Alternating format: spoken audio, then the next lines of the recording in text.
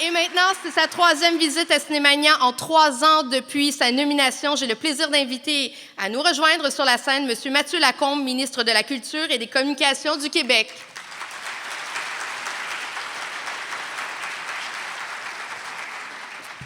Bonsoir tout le monde. Pas facile de passer après le très éloquent Guillaume, mais je vais m'y risquer quand même puisque j'y suis invité. Ça me fait plaisir d'être avec vous ce soir. Chers amis, je vous salue donc tous et toutes. Et j'ajouterai aux salutations 3 de mes prédécesseurs qui sont avec nous ici ce soir, qui ont été ministres de la Culture, Mme Lisa Frula, Mme Louise Baudouin qui est avec nous et Mme Beauchamp qui est là aussi, juste ici. Merci d'être là. Je trouve que ça envoie un message très, très fort, comme quoi la culture, même si on quitte la fonction, elle ne nous quitte jamais. Ça me fait plaisir de vous voir. D'ailleurs, fait intéressant quand même, Mme Beauchamp et Mme Baudouin, qui sont aussi 2 ex-déléguées générales du Québec à Paris, alors que la France est à l'honneur ce soir. Merci donc encore une fois d'être là. Catherine le disait, ça fait 3 fois en 3 ans, donc jusqu'à maintenant, je n'ai raté aucune des éditions. J'ai participé au 10e, j'essaie de dire ça comme ça, des éditions. Ça me fait plaisir et pour moi, c'est un incontournable, mais pas seulement pour moi. Depuis 30 ans, Cinémania s'est construit une place de choix parce qu'elle a su trouver une place de choix donc dans le cœur autant du public que des cinéastes, des réalisateurs, que des distributeurs.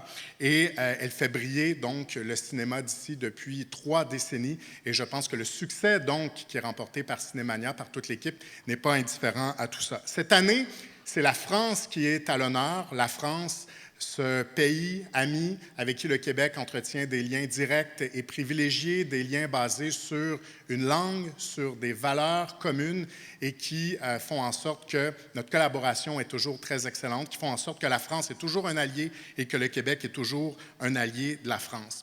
Et d'ailleurs, nous avons des défis communs, notamment en matière de découvrabilité de nos contenus culturels. Nous sommes ici ce soir pour célébrer le cinéma francophone, mais le cinéma francophone en ligne a quand même quelques défis à relever dans un univers où l'offre, elle est hyper existante.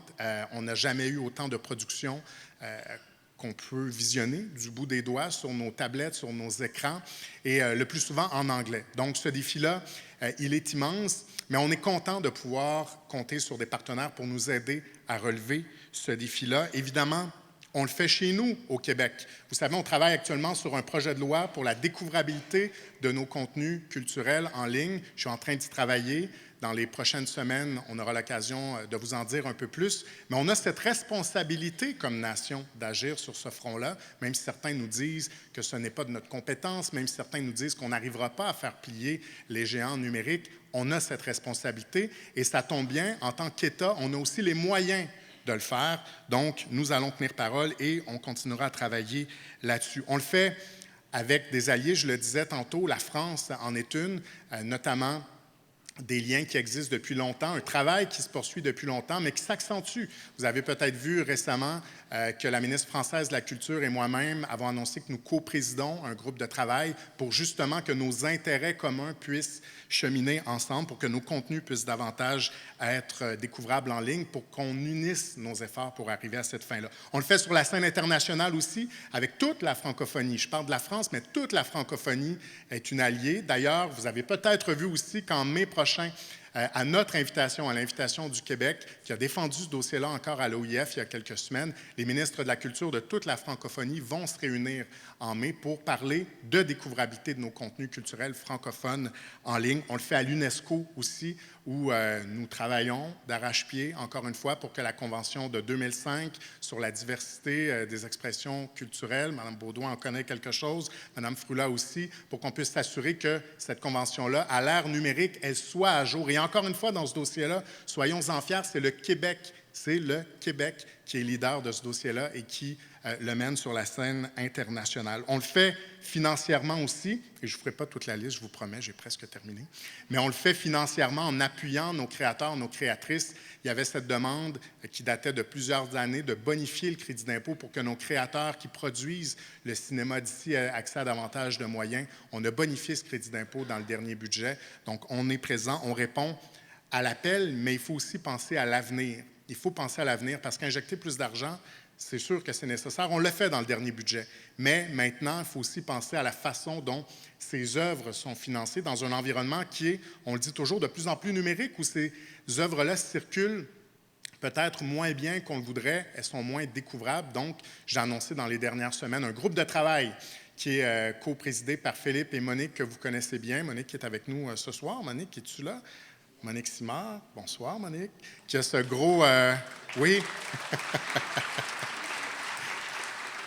Qui a ce gros mandat avec Philippe de revoir la façon dont nous produisons non seulement nos films, mais la façon aussi dont on produit notre télé. Si on partait d'une page blanche aujourd'hui, parce que le système qu'on a actuellement, il est hérité d'une autre époque, une époque où l'Internet n'existait pas.